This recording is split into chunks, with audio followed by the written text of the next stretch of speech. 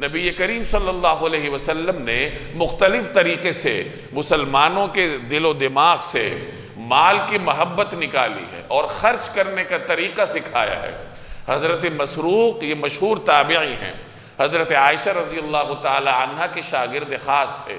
یہ فرماتے ہیں کہ میں نے ایک مرتبہ حضرت عائشہ رضی اللہ تعالی عنہ سے پوچھا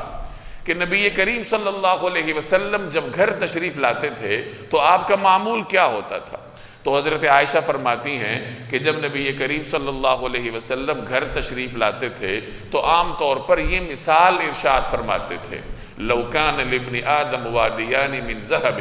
اگر آدم کے بیٹے انسان کے پاس سونے کی 2 وادیاں ہوں، لابتغى ثالثا، تو وہ تیسری وادی کی تمنا کرے گا، اور انسان کا منہ اگر کوئی چیز بھر سکتی ہے تو وہ مٹی ہے۔ یعنی جب بھی آپ گھر تشریف لاتے تو آپ کی زبان اطہر پر یہ کلمات ہوتے۔ یہ امت کو پیغام دیا جا رہا ہے کہ انسان کی فطرت میں اللہ تبارک و تعالی نے جو ہوس رکھی ہے مال کمانے کی، اس ہوس پر اگر قابو نہ پایا تو پھر انسان کا جو ہوس ہے وہ مٹی ہی بھر سکتی ہے، مراد قبر کی مٹی۔ الہاکم التکاثر، کثرت کی طلب، کثرت کی ہوس نے تمہیں ہلاکت میں ڈال دیا، حتیٰ زرتم المقابر، یہاں تک کہ تم قبروں میں، تم قبرستانوں میں پہنچ جاتے ہو۔ تو انسان کی فطرت میں